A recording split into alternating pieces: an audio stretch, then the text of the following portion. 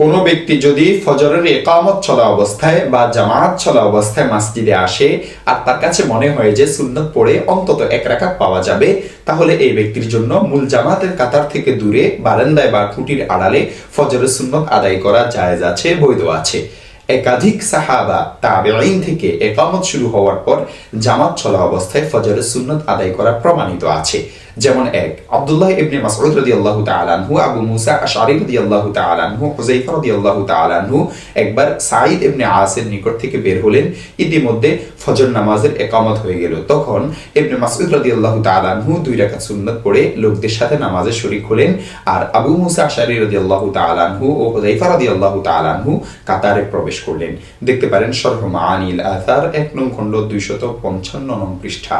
2, আবু মিজলাস রাহমাতুল্লাহি আলাইহি বলেন, আমি ফজরের নামাজে আব্দুল্লাহ ইবনে ওমর রাদিয়াল্লাহু তাআলা আনহু ও আব্দুল্লাহ ইবনে আব্বাস রাদিয়াল্লাহু তাআলা আনহুর সাথে মসজিদে এমন সময় প্রবেশ করলাম যে ইমাম নামাজ পড়াচ্ছিলেন।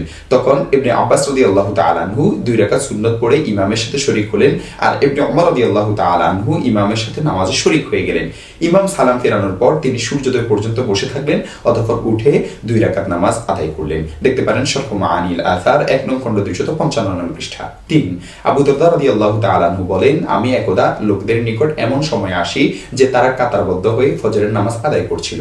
আমি তখন ফজরের 2 রাকাত সুন্নাত আদায় করি, অতঃপর তাদের সাথে নামাজে শরীক হয়ে যাই। দেখতে পারেন মুসান্নিফে ইবনে আবি শাইবা হাদিস নং 6482।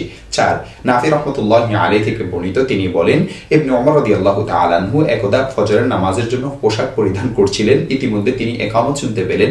তিনি তখন কামরাতে ফজরের 2 রাকাত সুন্নাত আদায় করলেন, অতঃপর বের হয়ে লোকদের সাথে ফরজ আদায় করলেন। দেখতে পারেন মুসান্নিফে আব্দুর রাজ্জাক হাদিস নং 4019।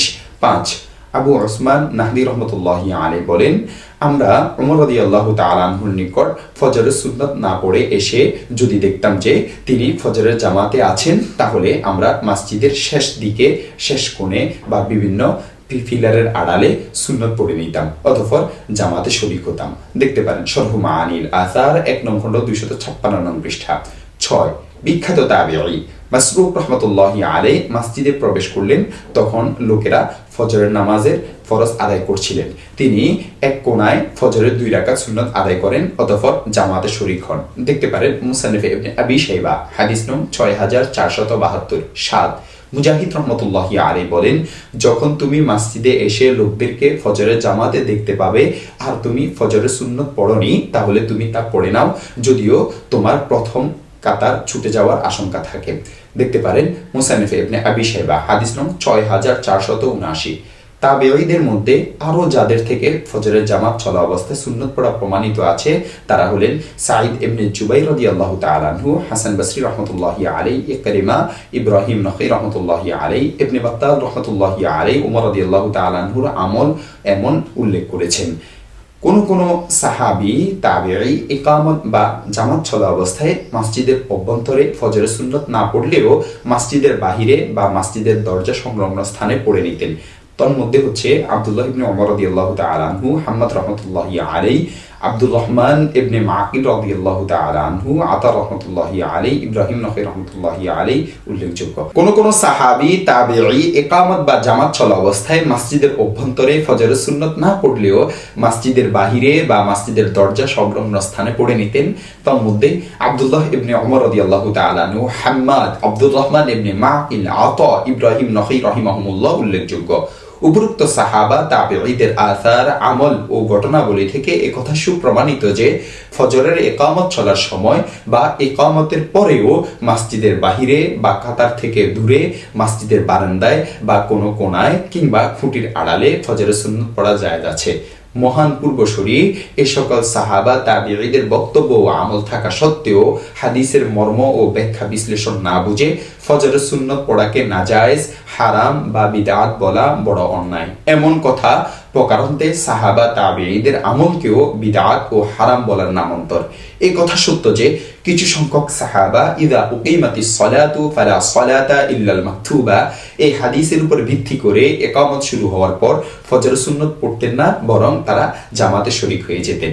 যেমন আবু হুরায়রা রাদিয়াল্লাহু তাআলা আনহু, হুযায়ফা রাদিয়াল্লাহু তাআলা আনহু, তাবেঈদের মধ্যে ইবনে সিরিন, ইয়াহইয়া ইবনে আবি কাসীর সহ আরো প্রমুখ। কিন্তু যে সকল সাহাবা তাবেঈন ইকামত চলা অবস্থায় বা পরে মসজিদে বা মসজিদের বাহিরে ফজরের সুন্নত পড়েছেন, তাদেরকে তারা কোনরূপ তিরস্কার করেননি। যেমন পূর্বে উল্লেখিত ইবনে মাসউদ, আবু মুসা আশআরী ও হুযায়ফা রাদিয়াল্লাহু তাআলা আনহুমের ঘটনা এবং আবু মিজলাজের বর্ণনায় ইবনে ওমর ও ইবনে আব্বাস রাহিমাহুমুল্লাহর ঘটনা এবং আবু উসমান নাহদির বর্ণনায় ওমর রাদিয়াল্লাহু তাআলা আনহুর ঘটনা।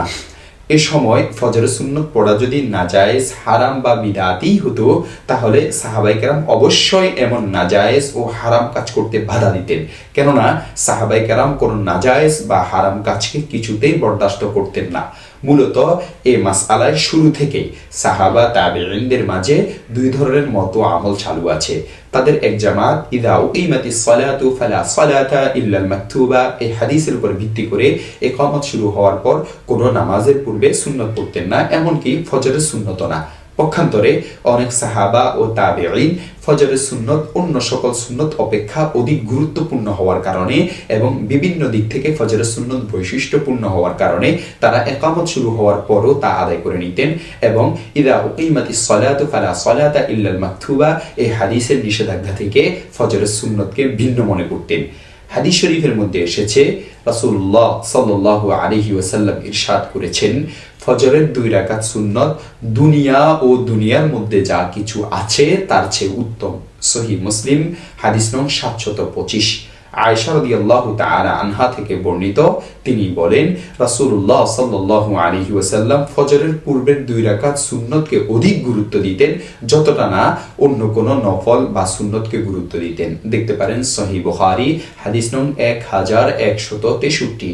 এই ধরনের আরো অনেক বর্ণনা ফজরের সুন্নতের গুরুত্ব সম্পর্কে হাদিস গ্রন্থে বর্ণিত হয়েছে। উপরোক্ত বর্ণনাগুলোর প্রতি লক্ষ্য রেখেই অনেক সাহাবী ইকামত শুরু হওয়ার পর অন্য নামাজ পড়ার যে নিষেধাজ্ঞা সম্পর্কে হাদিসটি রয়েছে সেটিকে এই ক্ষেত্রে অপ্রযোজ্য মনে করতেন। তারা বরং ফজরের সুন্নত ছাড়া অন্য 4 ওয়াক্তে ইকামতের সময় কোন ধরনের সুন্নত নফল শুরু না করার সাথে হাদিসটির বক্তব্যকে সীমাবদ্ধ রেখেছেন। আর ফজরের সুন্নত সম্পৃক্ত হাদিসের কারণে তারা ইকামত শুরু হওয়ার পরেও ছোট সূরা দিয়ে অল্প সময়ের ভিতরে তা আদায় করে নিতেন। এতে উভয় হাদিসের উপরেই আমল হয়ে যেত। অবশ্য জামাত শুরু হওয়ার পর ভিন্ন নামাজ পড়ার দ্বারায় যেন তার প্রতি অবজ্ঞা জাতীয় কিছু বোঝা না যায়, এজন্য এই সুন্নতকে পড়তে বলা হয়েছে নিজ ঘরে বা মসজিদের বারান্দায়, অথবা অনেক বড় মসজিদ হলে জামাতের স্থান থেকে অনেক দূরে পিছনে গিয়ে কোনো খুঁটির আড়ালে। যদি তৎক্ষণাৎ এমন জায়গা না পাওয়া যায়, তাহলে ওই সময় সুন্নত না পড়ে বরং জামাতে শরীক হয়ে যাবে এবং সূর্যোদয়ের পরে সুন্নত পড়ে নিবে। দ্বিতীয় বিষয় হলো, কোনো ব্যক্তি যদি ফজরের ফরজের পূর্বে সুন্নত পড়তে না পারে, তাহলে সে তা কখন আদায় করবে? এক্ষেত্রে দলিল প্রমাণের আলোকে শক্তিশালী মত হলো, এই ব্যক্তি ফজরের সুন্নত সূর্যোদয়ের পরে আদায় করবে, ফরজের পর সূর্যোদয়ের পূর্বে আদায় করবে না। হাদিস শরীফের মধ্যে এসেছে, রাসূলুল্লাহ সাল্লাল্লাহু আলাইহি ওয়াসাল্লাম ইরশাদ করেছেন, যে ব্যক্তি ফজরের সুন্নত আদায় করতে পারেনি সে যেন তা সূর্যোদয়ের পর আদায় করে নেয়। দেখতে পারেন জামিউ তিরমিজি, হাদিস নং 423। স্বয়ং রাসূলুল্লাহ সাল্লাল্লাহু আলাইহি ওয়াসাল্লাম কখনো ফজরের সুন্নত ছুটে গেলে তিনি সূর্যোদয়ের পরে তা আদায় করে নিতেন। যেমন বিশুদ্ধ সূত্রে আবু হুরায়রা রাদিয়াল্লাহু তাআলা আনহু থেকে বর্ণিত আছে, একবার রাসূলুল্লাহ সাল্লাল্লাহু আলাইহি ওয়াসাল্লাম ফজরের 2 রাকাত সুন্নত ঘুমের কারণে পড়তে পারেননি, তিনি তা সূর্যোদয়ের পরে আদায় করে নিয়েছেন। দেখতে পারেন সুনানে ইবনে মাজাহ, হাদিস নং 1155। ওমর ইবনুল খাত্তাব রাদিয়াল্লাহু তাআলা আনহু থেকে বর্ণিত, তিনি বলেন, রাসূলুল্লাহ সাল্লাল্লাহু আলাইহি ওয়াসাল্লাম ফজরের পর সূর্যোদয়ের পূর্বে নামাজ পড়তে নিষেধ করেছেন এবং আসরের পর সূর্যাস্ত পর্যন্ত নামাজ পড়তে নিষেধ করেছেন। দেখতে পারেন জামিউ তিরমিজি, হাদিস নং 183। এই হাদিসে ব্যাপকভাবেই নিষেধাজ্ঞা এসেছে। এই নিষেধাজ্ঞার অধীনে ফজরের সুন্নত শামিল। এ থেকে ফজরের সুন্নতকে বাদ দেওয়ার সহিহ ও নির্ভরযোগ্য কোনো হাদিস নেই। ইমাম তিরমিজি রাহমাতুল্লাহি আলাইহি এই হাদিস বর্ণনা করার পর বলেন, সাহাবা ও তাদের পরবর্তী অধিকাংশ ফকির মত হলো, তারা ফজর ও আসরের পর সূর্যোদয় ও সূর্যাস্ত পর্যন্ত, সূর্যাস্তের পূর্বে ফরজের কজা ছাড়া অন্য কোনো নামাজ পড়াকে মাকরু মনে করতেন। তাই রাসূলুল্লাহ সাল্লাল্লাহু আলাইহি ওয়াসাল্লামের নিজের আমল ও নির্দেশনা এবং ওই সময় সুন্নত নফল আদায়ের ব্যাপারে নিষেধাজ্ঞার হাদিস এবং সাহাবা তাবেঈনের অধিকাংশের বক্তব্য ও আমল দ্বারা শক্তিশালীভাবে প্রমাণিত যে ফজরের সুন্নত ফরজের আগে পড়তে না পারলে সূর্যোদয়ের আগে তা পড়তে পারবে না বা তা পড়বে না, বরং সূর্যোদয়ের পরে তা আদায় করবে। ফরজের পর সূর্যোদয়ের আগে সুন্নত পড়ার সপক্ষে যে হাদিস পেশ করা হয়েছে সনদের বিচারে তা সহিহ নয়। খোদ ইমাম তিরমিজি রাহমাতুল্লাহি আলাইহি এই হাদিস বর্ণনা করার পর বলেছেন এই হাদিসটির সনদ মুত্তাসিল নয়। হাদিসের রাবি মুহাম্মদ ইবনে ইব্রাহিম আত-তাইমি রাহমাতুল্লাহি আলাইহি কায়েস রাহমাতুল্লাহি আলাইহি থেকে কোনো হাদিস শোনেননি। সে মতে এই হাদিসটি মুনকাতি, যা পূর্বোক্ত মারফু মুত্তাসিল হাদিসের মোকাবেলায় গ্রহণযোগ্য হতে পারে না।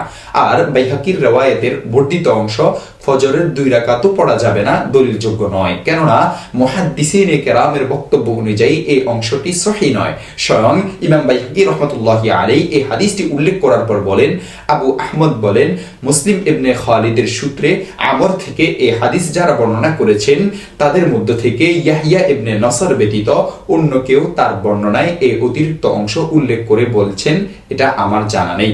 তিনি আরো বলেন, বলা হয়ে থাকে যে আহমদ ইবনে ইয়াসির বর্ণনা করেছেন নসর ইবনে হাজিব থেকে, কিন্তু এটা ভুল, ওয়াহাম। এছাড়া নসর ইবনে হাজিব আল মারওয়াজি শক্তিশালী রাবী নন, তার পুত্র ইয়াহিয়াও অনুরূপ। সুনানে কুবরা বাইহাকি 2 নং খণ্ড 483 নং পৃষ্ঠা দেখতে পারেন। একটি মাসআলা বলা হয় যে মসজিদে এসে যদি দেখা যায় যে জামাতের 2-1 মিনিট সময় বাকি আছে তাহলে সুন্নত নামাজ শুরু করবে না। প্রশ্ন হলো এটা কোন হাদিস দ্বারা প্রমাণিত? এই ধরনের কোনো কথা কি সাহাবা তাবেঈন থেকে প্রমাণিত আছে? হাদিস শরীফে তো ইকামত শুরু হলে সুন্নত নফল শুরু করতে নিষেধ করা হয়েছে। ইকামত শুরুর 2-1 মিনিট আগে থেকেই সুন্নত বা নফল নামাজ পড়া যাবে না, শুরু করা যাবে না, এমন কথা তো হাদিস ও আসারের মধ্যে নেই। তিনি কি করে তা বলতে পারলেন? এর চেয়েও অধিক মন গড়া কথা হলো সুন্নত পড়া অবস্থায় যদি ইকামত শুরু হয়ে যায় আর সুন্নত আদায়কারী ব্যক্তি প্রথম রাকাতে থাকে বা মাত্র প্রথম রাকাত শেষ হলো, তাহলে নামাজ ছেড়ে দিয়ে জামাতে শরীক হয়ে যাবেন। এটা কোন হাদিস দ্বারা প্রমাণিত? এটা তো বরং আল্লাহ তাআলার নির্দেশনা, ওয়ালা তুবতিলু আমালাকুম, আর তোমরা তোমাদের আমলকে বাতিল করে দিও না, এর ব্যাপকতার বিরোধী। ইমাম জাসসাস রাজি রাহমাতুল্লাহি আলাইহি বলেন, এই আয়াত দ্বারা প্রমাণিত যে যে ব্যক্তি নামাজ, রোজা, হজ সহ যে কোনো সওয়াবের কাজ শুরু করেছে তা পূর্ণ করার আগে বাতিল করা জায়েজ নয়। আহকামুল কোরআন 3 নং খণ্ড 393 নং পৃষ্ঠা। অনুরূপ কথা ইমাম কুরতুবী রাহমাতুল্লাহি আলাইহি বলেছেন, দেখতে পারেন আল জামি' লি আহকামিল কোরআন 16 নং খণ্ড 168 নং পৃষ্ঠা। ইবনে কুদামা রাহমাতুল্লাহি আলাইহি বলেন, নফল নামাজ পড়া অবস্থায় ইকামত হয়ে গেলে এবং জামাত ছুটে যাওয়ার আশঙ্কা না হলে তা পূর্ণ করবে এবং বাতিল করবে না, কেননা আল্লাহ তাআলা বলেছেন ওয়ালা তুবতিলু আমালাকুম, আর তোমরা তোমাদের আমলকে বাতিল করে দিও না। দেখতে পারেন আল মুগনি 2 নং খণ্ড 120 নং পৃষ্ঠা। শরহ মুশকিলিল আসার হাদিস নং 4134, 10 নং খণ্ড 328 নং পৃষ্ঠা। আর দেখতে পারেন আল মুজামুল কবির তাবরানির হাদিস নং 9385। আর দেখতে পারেন মাজমা আল জাওয়াইদ হাদিস নং 2396।